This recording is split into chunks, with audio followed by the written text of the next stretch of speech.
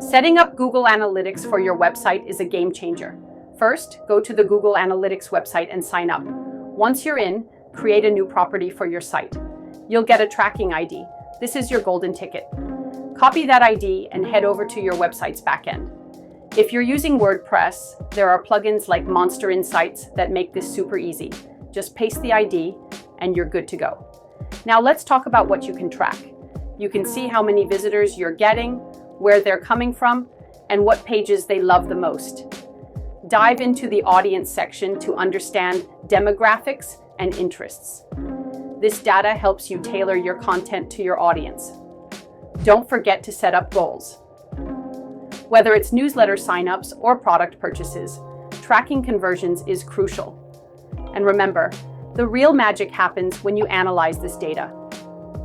Use it to refine your strategy, boost engagement, and ultimately grow your business. Google Analytics isn't just a tool, it's your roadmap to success.